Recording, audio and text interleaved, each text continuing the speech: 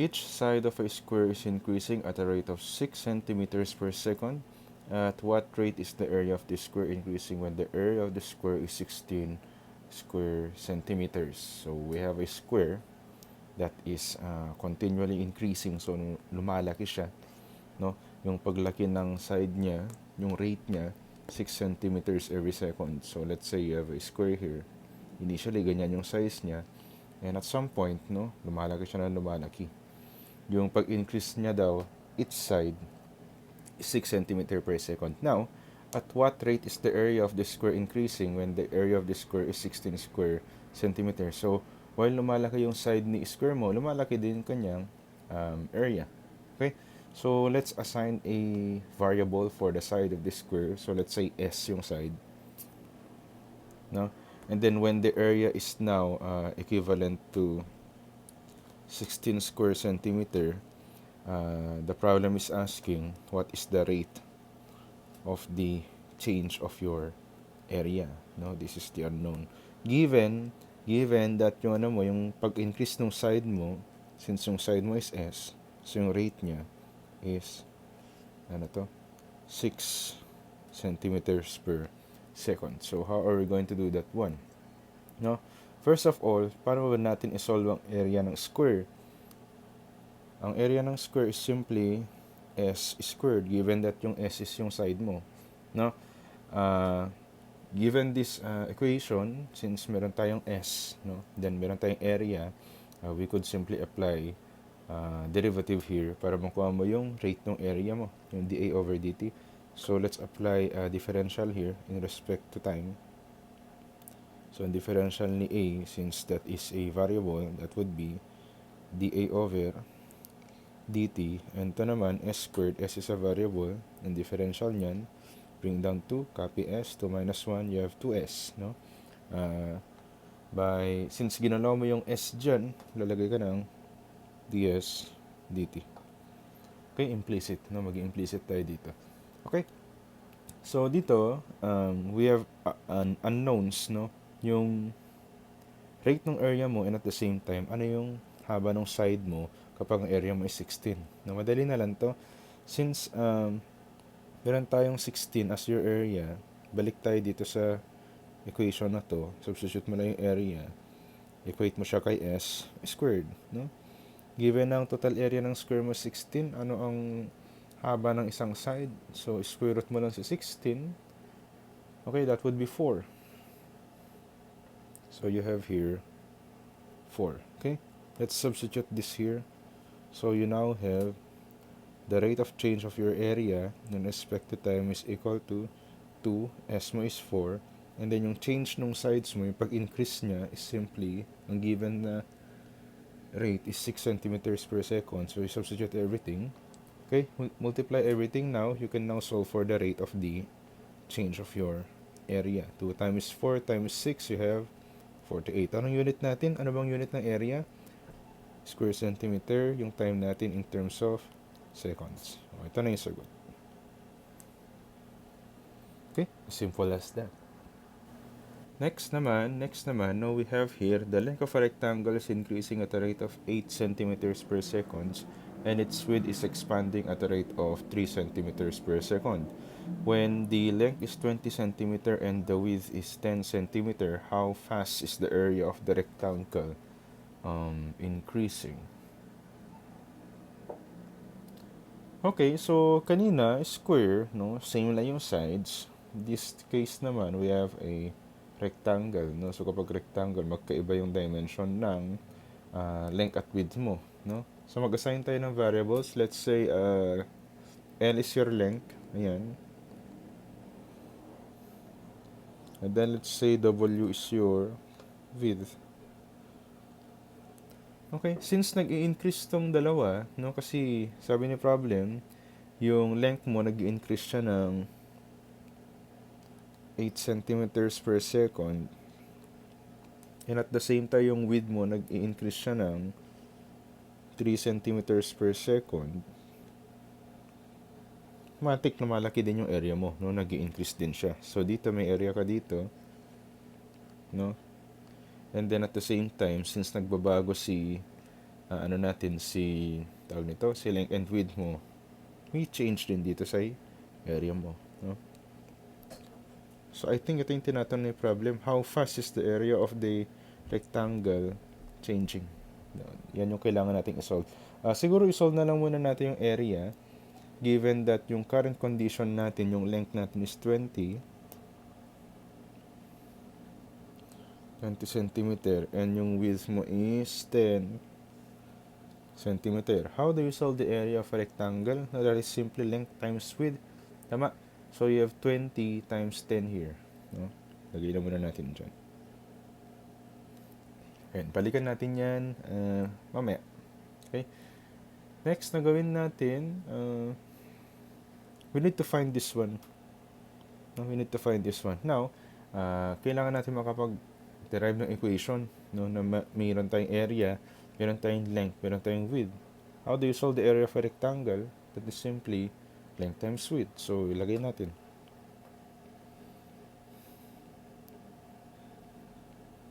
Take note, si length mo variable, width mo variable, area mo variable, kasi all of those are changing. So, we could apply now a differential calculus here. Applying now the derivative in terms of time para makuha mo yung rate. Okay, you have dA over dt. Ito, you have two variables, no? So, gagamitan ko siya ng product rule. So, copy the first variable first, L, and then you get the derivative of the second variable, yung width mo, dW over dt. Plus, copy the second variable, yung width mo, get the derivative of the first variable, so you have dL over dt. Okay? Lahat naman ata dito is given. So, length mo is 20. Change in width mo is 3 centimeters per second. Yung width mo naman is 10. Ang change in length mo is 20. Parang di natin gagamitin to, no? So, in doing so, isolve natin to. So, you have, I think, I made an error here. Ayun, this should be 8, no? Change ng length mo, 8 pala. Okay, so solving this, you have 20 times 3, that is 60. And you have 10 times 8, you have 80. 60 plus 80, you have 120 square centimeters per second. Yan na yung, ano nito? Yan na yung rate ng area mo. How fast is the area of the rectangle increasing, no? So, ito na yung sagot. Ano ko lang, ayusin na natin. Okay, so this is now your answer for this particular problem. No? Easy pa lang naman siya. So, meron tayo dito, a cylindrical tank with a radius of 5 meters is being filled with water at a rate of 3 cubic meter per minute. How fast is the height of the water increasing? So, may cylinder ka, and then meron tayong inflow, no? Na inflow ng tubig. You are filling up the cylinder, so may inflow ka. Yung inflow mo, no, this one, this is the rate of the volume, dV over dt. You have 3 cubic meter per minute. Since naglalagay ka ng tubig dyan, you expect mo na yung height ng tubig mo dito sa loob, lumalaki, nag-i-increase. So, may H ka dito, no?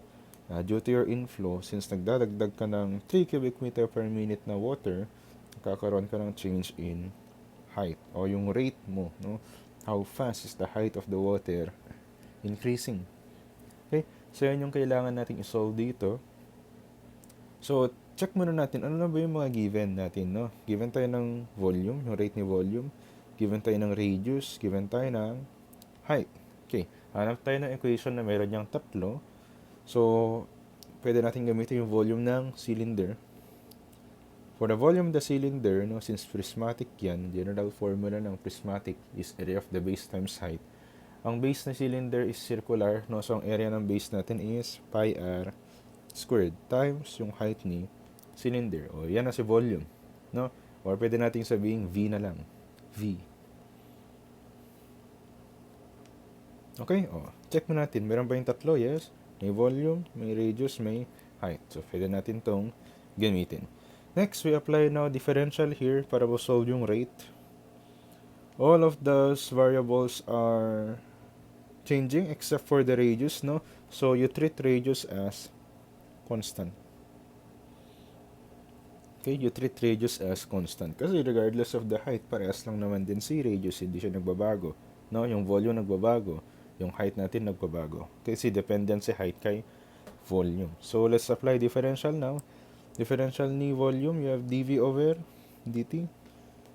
Take note, we treat radius and as a constant, so ilalabas ko yan. Anong differential ni height, no? That is 1. Since ginalaw mo yan, maglalagay ka ng dh over dt. No? Implicit differentiation. Okay? So, next. Ito yung kailangan nating isolve. Given naman ata lahat. So, all we need to do is to substitute. So, you have pi times 5 squared. Ito yung kailangan nating isolve, no? Yung change in height. So, lagay mo lang muna yan. Yung rate ni volume natin, yung inflow natin, you have 3 cubic meter per minute, no? Since ito yung gusto nating isolve, we divide both sides by pi 5 squared para ma-cancel out to.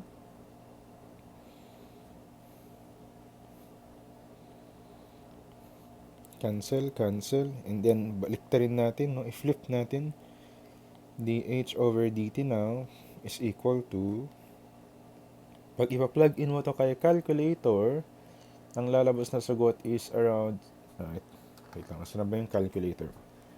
3 over pi 5 squared.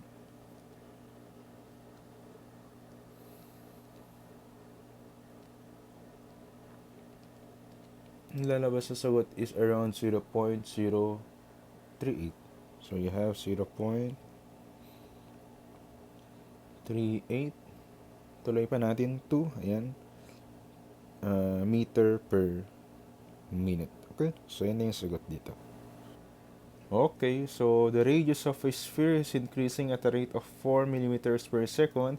How fast is the volume increasing when the diameter is 80 millimeters?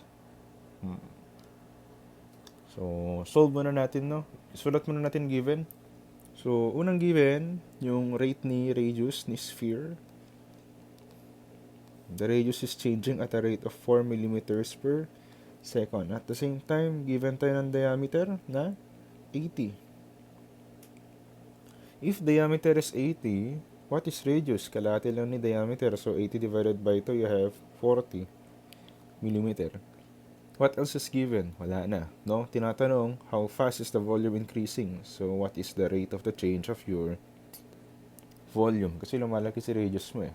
Okay? So, anong mga variables na meron tayo? Meron tayong radius. Meron tayong volume. No? Since sphere itong pinag-uusapan natin, hindi mo ito masosolve kung hindi mo alam ang formula ni volume ni sphere. So, balikan na lang natin. No? Memorize nyo na lang. For the volume of a sphere is a bilog, no? Droplet, say a ball. Oh, ball is a sphere. No, yan, sphere. The volume of a sphere is simply 4/3 pi r cube. Oh, tandaan nyo yan ha, 4/3 pi r cube. Yan ang volume ni sphere. Okay? So, given this, you could now apply differential here para makuha yung rate ni volume kasi yun yung tinatanong eh. Respect to time, no? Differential ni volume 1, since ginulaw mo yan, lalagay ka ng dv over dt. On the right side of the equation, ilabas mo lahat si constant. Ang matitira na lang si radius. Anong differential ni r cube? Bring down 3. This is power rule. You copy r, subtract 1 kay existing exponent 2. Since ginalaw mo si r, maglalagay ako ng dr over dt. Okay? Baka may pwede tayo i-cancel out dito. Cancel. What else? Wala na. Let's simplify this. So, you have 4 pi r squared dr over dt. Given tayo ng rate of change ni radius, which is 4 millimeters, no? All we need to do is to substitute. Okay? Radius natin you have 40 squared, and then yung rate of change sa radius mo you have 4. Okay? Pag i-plug in ko to kay calcu, 4 times pi 40 squared 4, you have 25,600 pi, or this is 80,424.77. Ang units natin is volume per time, so you have here millimeter cube per second. Yeah, no, that's it. That's the answer for this one. Okay, next. The radius of a spherical ball is increasing at a rate of 2 centimeters per minute. At what rate is the surface area when the radius is 8 centimeter? So, just like the previous one, no? Last time kasi is volume. Ngayon naman is surface area of the sphere. So, you cannot solve this without knowing the formula of the surface area of the sphere. So, ano muna yung given natin? Given muna tayo ng radius, yung increase ng rate ni radius.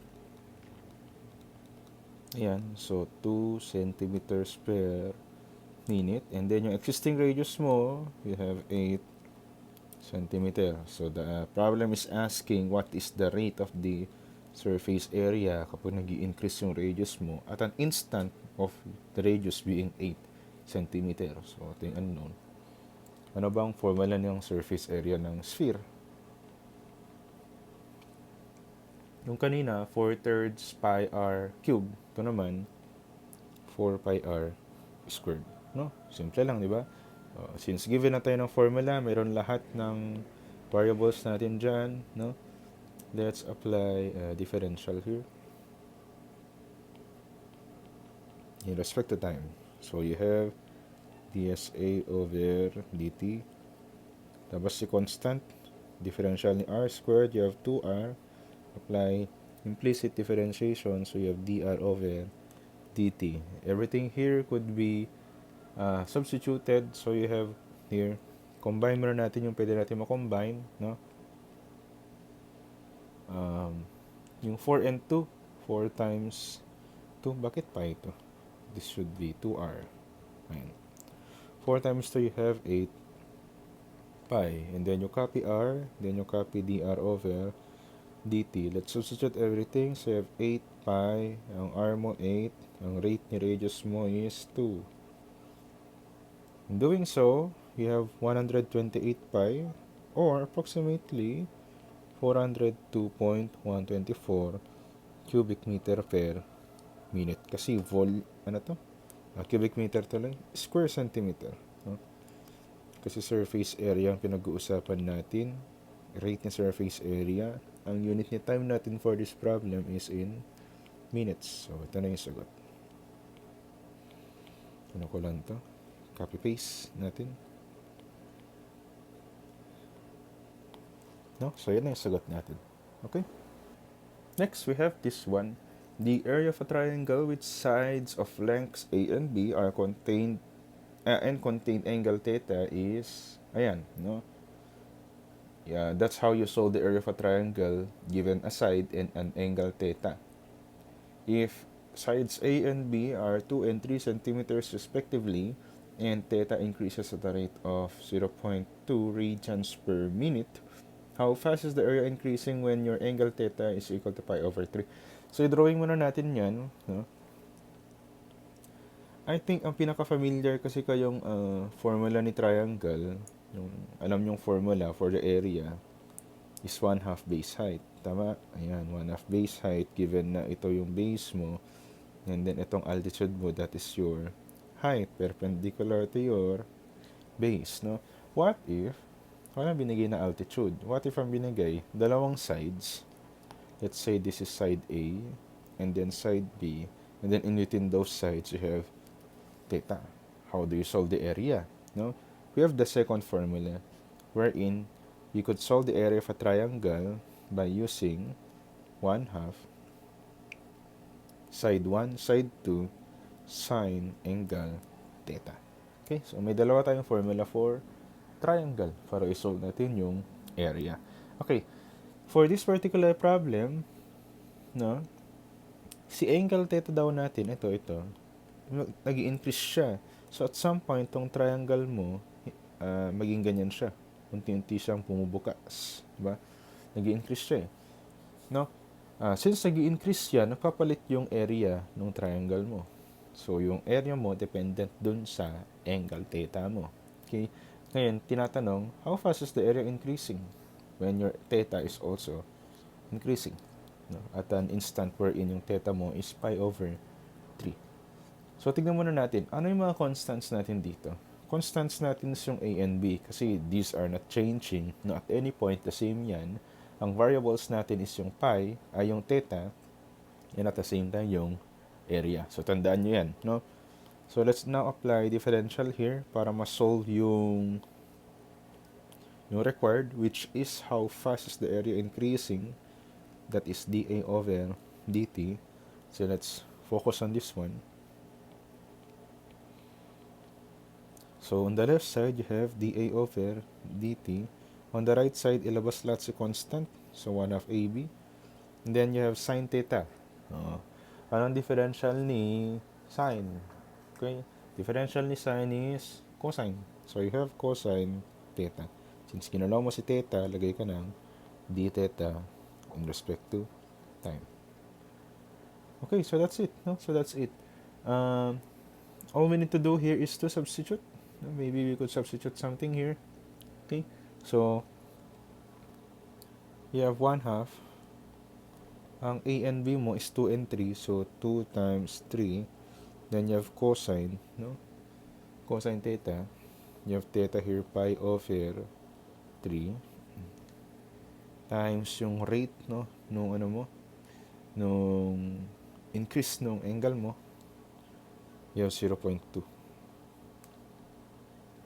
Okay, so ilagay nyo lang lahat sa calcu yan, no? You just plug everything in your calculator. Lalabas dapat na sagot natin is, gawin natin, 0.5 times 2 times 3 cosine pi over 3 0.2.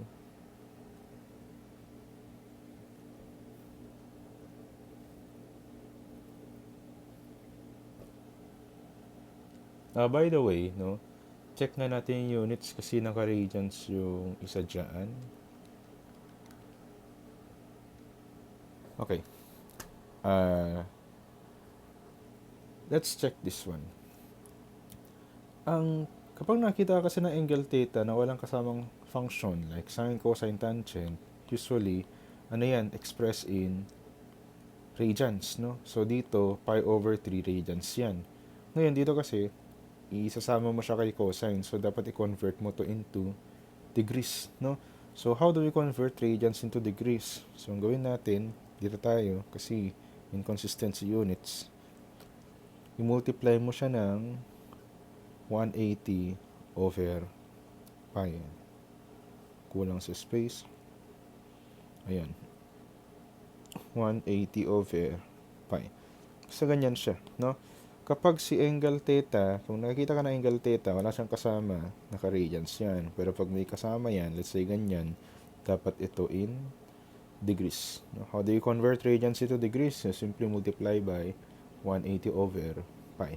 Kung gusto mo rin i-convert si degrees into radians, baliktarin mo lang, you multiply by pi over 180. Okay? So, since okay na tayo dyan, no? Pag ipa-plug in mo to lahat sa calcu, ang makuha mo dapat na sagot is 0.3. Since rate to ni angle, ay ni area, no? Ano bang units ng sides natin? Centimeter. So, this is square centimeter per minute. Okay, duplicate lang natin to. So, that's it. That's the answer for this one. Hello. Okay, kaya pa. Okay. Another problem tayo. You have two cars start moving from the same point. One travels south at a speed of 60 miles per hour and the other travels west at 25 miles per hour at mph. At what rate is the distance between the cars increasing 2 hours later? Drawing natin, no? Para ma-imagine. Siyempre, hindi mo madrawing yan kung hindi mo alam ang north-south is west. So, just in case na nakalimutan nyo kung nasan si north, yan si north, yan si south, yan si east, yan si west. Okay? So, let's say ito yung origin point ng dalawang sasakyan. Point O. Yung first car mo, no, travels south. No? It travels south. So, let's say ito yung car A mo. Pababa siya. At a rate of 60 miles per hour. No? Yung isa naman travels west at a rate of 25 miles per hour. No? At what rate is the distance between the cars increasing 2 hours later? Okay, so ito, mga rate lang to, no? Hindi to distance. Itong pinagdodrawing ko dito, hindi yan distances. So let's say at time 0, ganyan muna. Si car A and car B, nasa isang location siya, no? At time 0. After 2 hours, at time is 2 hours, no? Let's say ito pa rin si point O mo. Si point A mo, may na-traverse na siyang distance. Ayan, let's say dyan si A, si car A, andito na siya. May na-traverse na siyang distance, no? How do you compute a distance given a speed and time? Take note, velocity sa physics, distance over time. O pagbalik rin mo lang lahat yan, cross multiplication. Therefore, distance is simply velocity times time. So, ang distance na cover ni car A after 2 hours, no? You have 60 as your velocity times 2 hours. By the way, before nyo to gawin, make sure na consistent yung units natin. Dapat yung time natin nasa isang unit lang. Since hours yung speed mo, kailan yung time mo naka-hours din. So, 60 times 2, 120. No? And then, si car B mo naman, dito siya. Ayan, yan siya. Dito na siya. After 2 hours, no, distance ni car B, lagyan natin ang subscript to. Ayan, you have 25 times 2.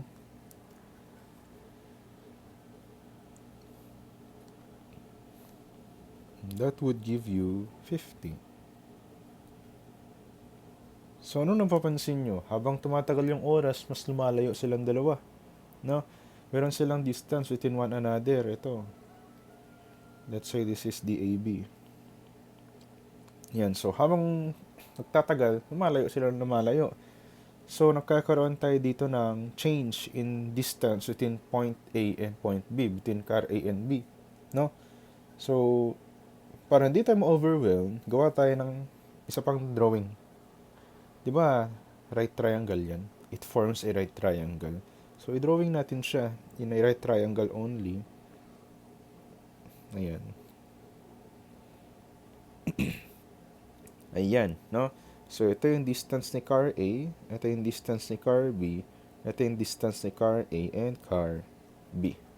Anong meron sa tatlong yan? Yung tatlo, those are variables. No? All of those are changing. They're not constant.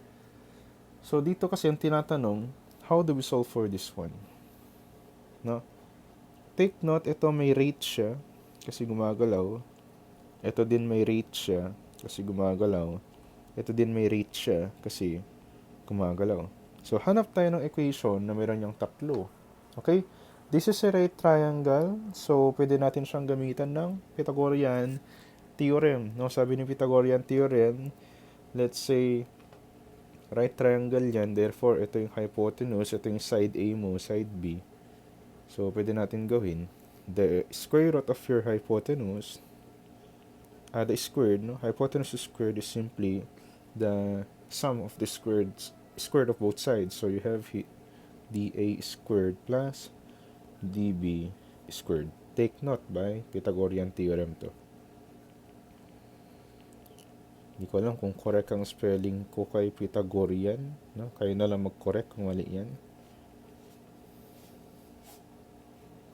Okay. So meron tayong tatlo. No? Napalabas natin yung tatlong variables dito. So we're good to go.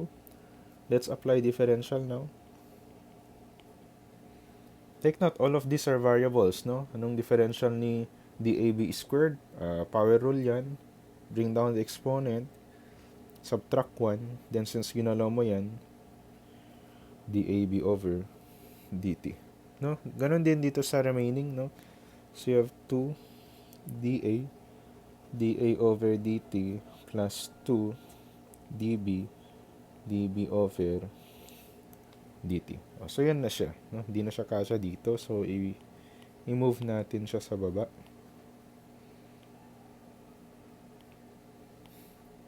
Okay? Ayan na siya. Para hindi tayo ma-confuse, lagyan natin ng mga parenthesis. Ayan, parenthesis. Okay, ang tinatanong dito, ano daw to? Yan yung gusto nating isolve. So, dapat ito ihiwalay na natin by cross multiplication now, or divide everything by this. Lipat lang natin siya dito. No? Ano pa napapansin nyo? Lahat may 2 dyan. So, baka pwede natin i-cancel si 2. Actually, dito pa lang pwede mo na siya i-cancel eh. So, cancel, cancel, cancel. Ayan, so matitira na lang. You have here dAB over dt. You have here dA times dA over dt plus dB times dB over dt divided by dAB. All you need to do here is to substitute. But before we do that one, kunin na natin to. No? Since this is simply Pythagorean theorem, kunin na natin yung square root ng sum of both sides. So, 50 squared plus 120 squared. This would give you 130 miles. Okay, lahat na ata given. All you need to do is to substitute. So, you have here 120. Ano yung rate nito? You have 60. No? Plus, itong dB mo, you have 50. Anong rate niya? You have 25. Divided by dAB, this is 130. Okay, what's the answer here? If you're going to plug everything in your calculator, dapat ang makuha natin sagot is 65. 65 miles per hour. Okay, ito na yung sagot. Ayan, yan na siya. Okay, let's have this one. At noon, ship A is 100 kilometers west of ship B. Ship A is sailing south at 35 kilometers per hour, and ship B is sailing north at 25 kilometers per hour.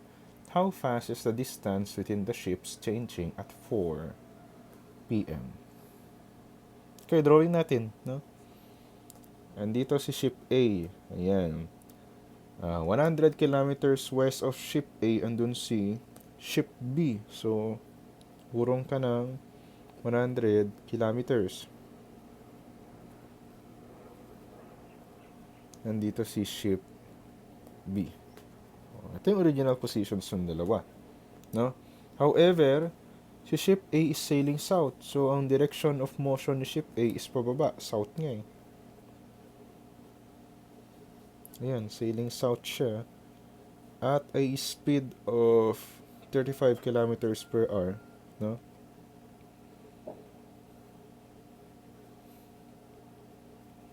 Si B naman, sailing north at a speed of 25 kilometers per hour, kph. Ayan. How fast is the distance within the ships are changing at 4 p.m.? Okay, so ito yung original place nila, original locations nila at time is 0. No? So, ano lang natin to.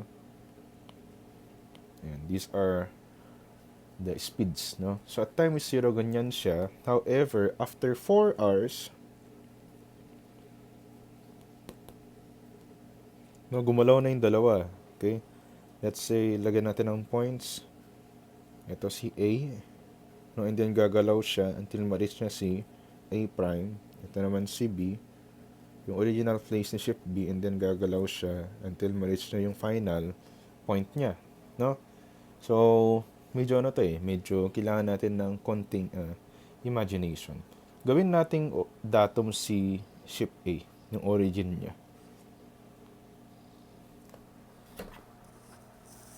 No? Gawin natin siyang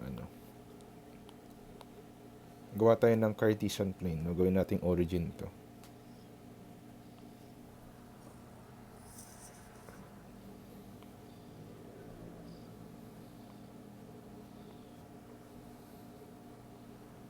Ayan, so ganyan siya, no? May origin ka na, ano natin to dito.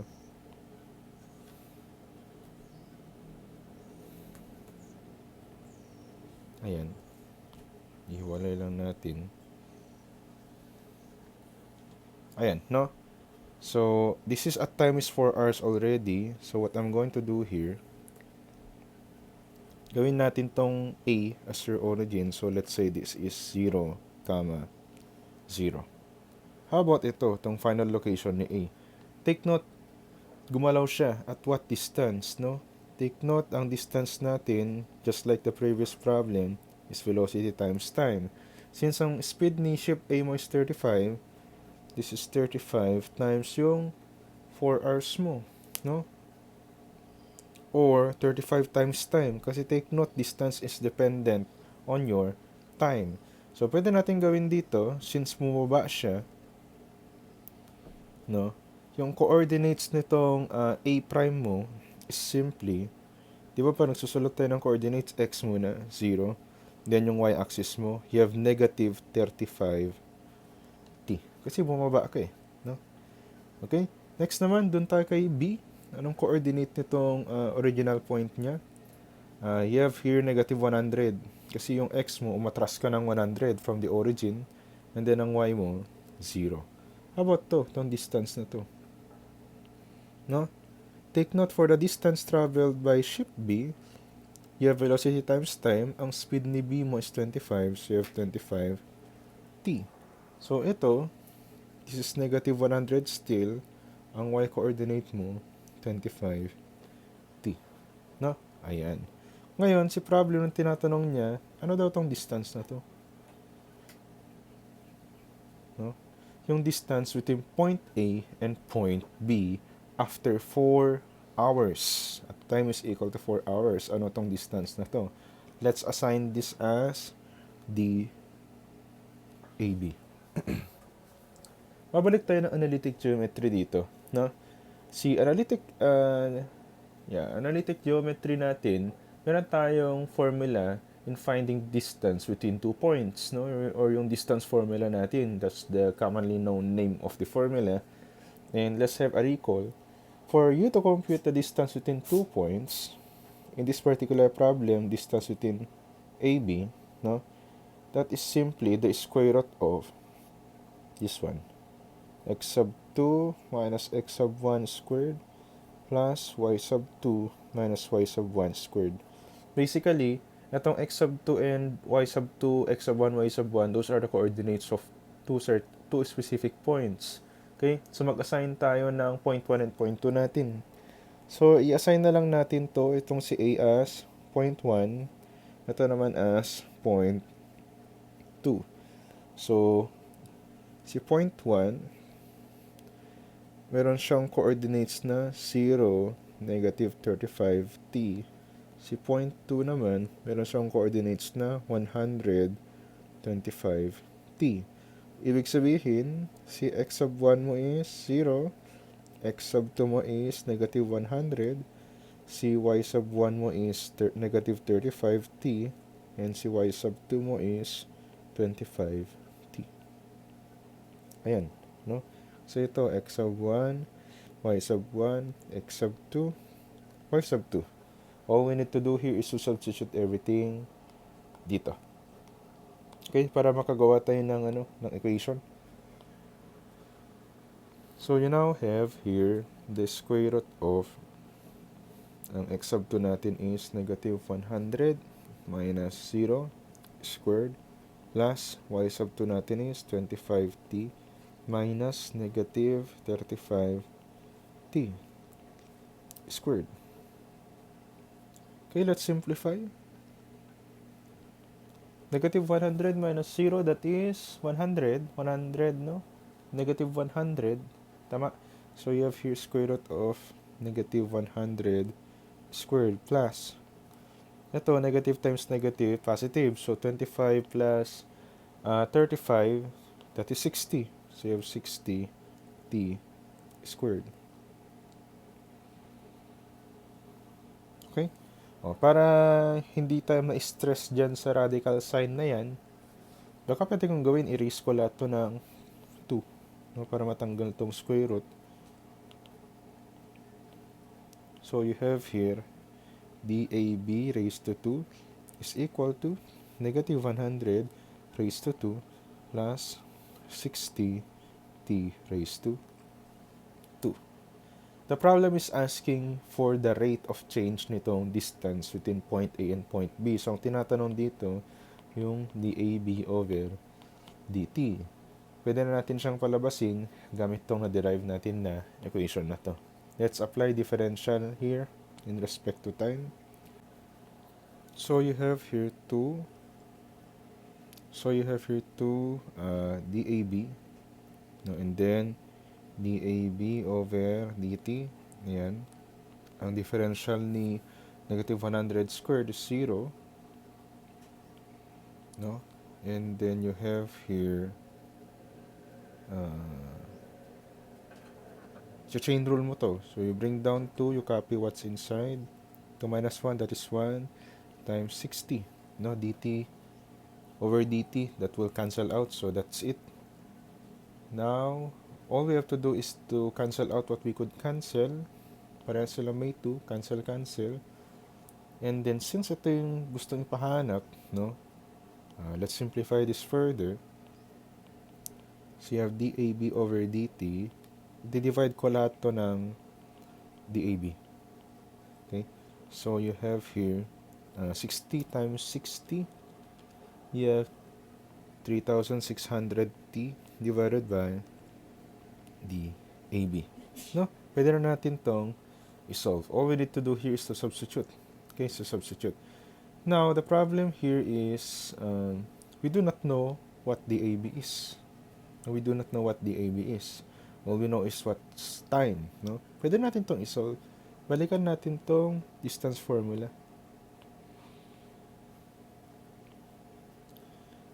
Take note, ang condition natin, ano yung rate of change ng dalawang ship mo at time is equal to 4 hours. No?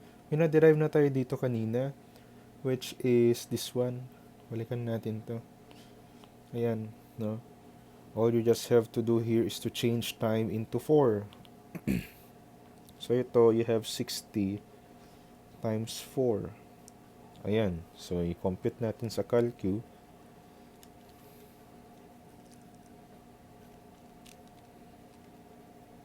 You have 260 here. Huh? You have 260. Our unit for distance for this particular problem is in kilometers. So, substitute nyo na lang. So, you have here dAB over dt. You have 3,600 times 4 divided by 260. You will get here a rate of 55.38 kilometers per hour.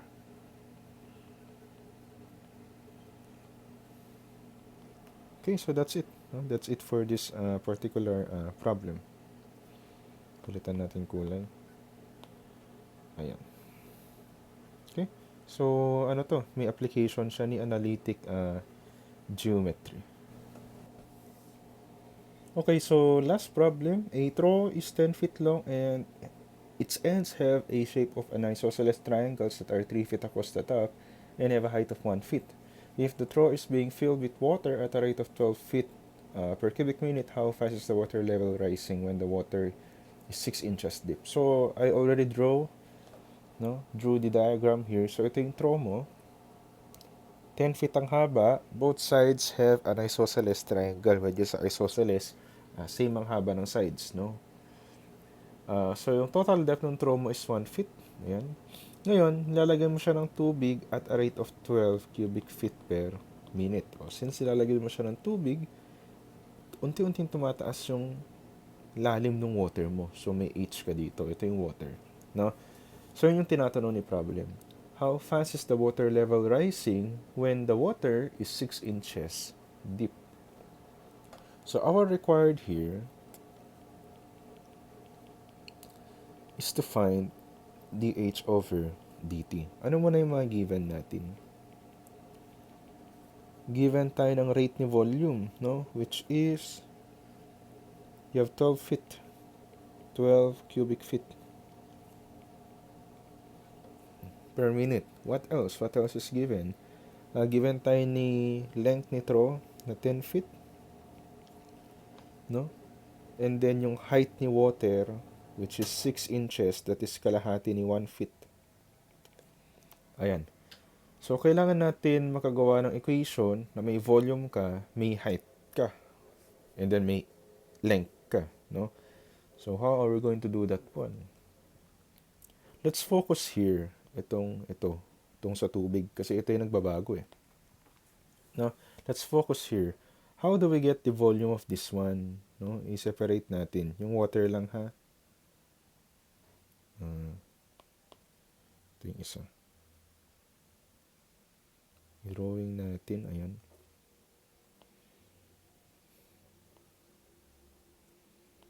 No, how could we solve the volume of this one? No? And then ito yung H. Ilabas ko lang, no? Ayan. Let's say yung isang side mo x, since isosceles yan, x din to, x din yan. No? How could we solve for the volume of the water? Ang general formula ng volume ng prismatic section, no, is area of the base times height. Ito yung area of the base ko. Ito yung magiging height ko. Basically, pinahiga ko lang, no? Ayan. So, for this one, ang area of the base mo is triangle. Ito, 3x, no? And then may isang h. Ang formula to solve that one is 1/2 area of the base sa triangle mo, x times h. Ayan yung area of the base mo. Then multiplied by yung h, no? Not to be confused, yung total haba nito, that would be L, no? Yung 10 feet na yan. So, ang volume mo, you have 1/2 xh multiplied by L. Okay? Ayan. Yung volume natin. No? So, okay na to. Pwede natin yung gamitin. But the problem is, this is a constant. So, wala tayong problema dyan. Variable to. Magkakaroon tayo ng dalawang variables dito. Hindi tayo given ng rate ng x eh. No? Ang tinatanong lang dito is this one. So, let's find a way na si volume natin, ma-represent lang natin siya in terms of h. No? So, dapat itong x mapalitan. In terms of h, dapat yan. Let's go back here. Dito. Kung napapansin nyo, may dalawa kang triangle dyan. Dalawang triangle. May isang malaki, and then may isang maliit, no? Yung maliit na triangle, may height siyang h. Yung malaking triangle, dito ko lang ilagay, may height siyang h. And then yung malaking triangle, may height siyang, ano yung height nito? Yung binigay? 1 feet. Yung malaking triangle, may base siyang 3. Yung maliit na triangle, may base siyang x. So, ano bang gusto kong palabasin dito? Pwede tayong gumamit ng ratio and proportion.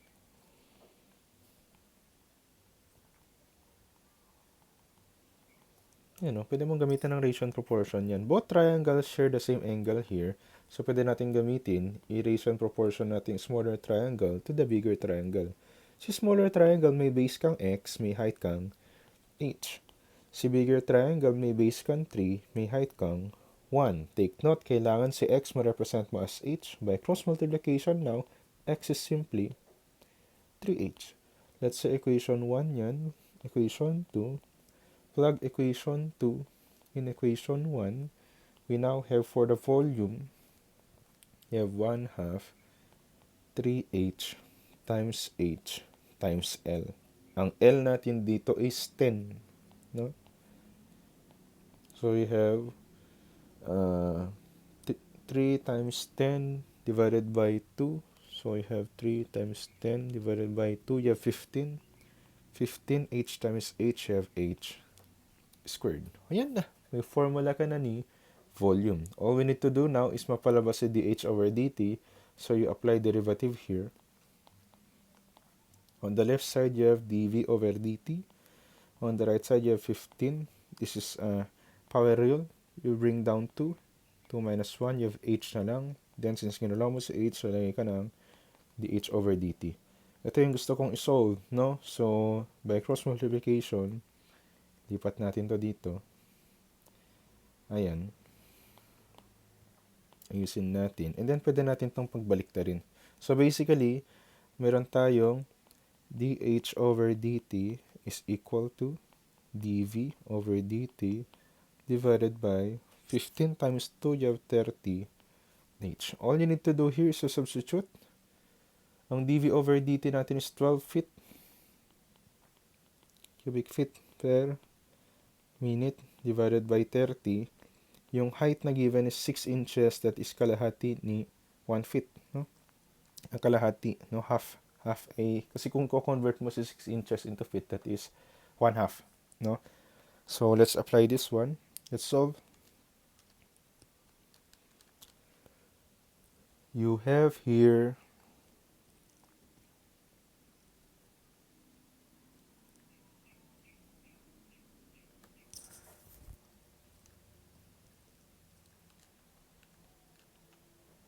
ayan, 4 over 5, or this is 0.8, no? dh over dt natin to. Ang unit ni h feet, ang unit ni time minute. This is the answer. Okay, so that's it for this particular problem. Okay.